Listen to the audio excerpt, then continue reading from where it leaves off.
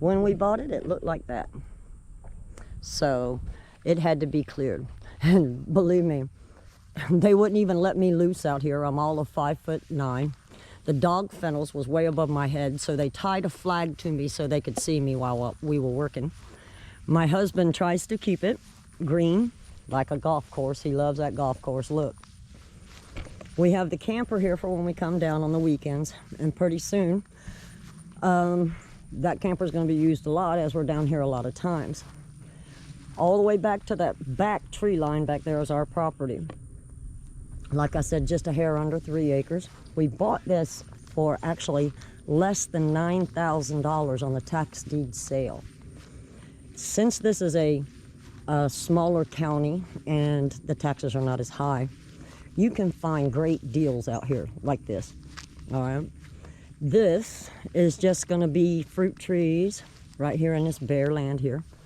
This is going to be my fruit trees and a lot of other trees like banana trees. Maybe some olives, because I do have a couple of olive trees I want to bring down here and plant. This will be more of a recreational place afterwards. So if for company they need a place to stay for the night, they can stay out here if they want, or they can stay in the home where it's built. As you can see, I still got a lot of cleaning to do. Gonna take a while, but I work hard. It always gets it done.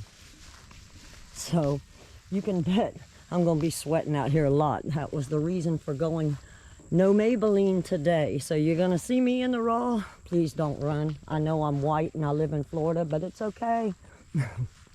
I'm also half Irish. But this is the whole length of the property. Now, as we turn around, this piece of property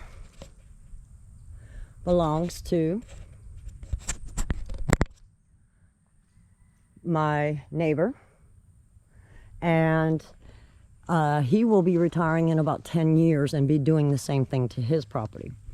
That is the actual entrance gate to the property. And here we go. We're fixing to see how good my stabilizer is, because y'all gotta remember, I'm old and I'm shaking some, okay? And as you can tell, my poor guava trees did not make it through the last winter. But my lemon tree did. I don't know, she just blew up. But just think of what we can do out here. It doesn't matter what you want the property for. I have a lot of friends who believe in SHTF, and they're looking for property to just bug out to, as they call it, you know, to be safe. You can't get no safer than the middle of Central Florida, because, like I said before, 75% of the population in Florida lives around the beaches. So anything in the dead center of Florida is more rural than what you would think. My poor guava tree. Oh, I have not got a green thumb. The green thumb is coming from my husband, just in case you're wondering, and he's teaching me. I can do a lot of things. Grow things is not one of them at this point, but I'm learning. But for someone who lives down here and likes to be in nature, I should know how to by now.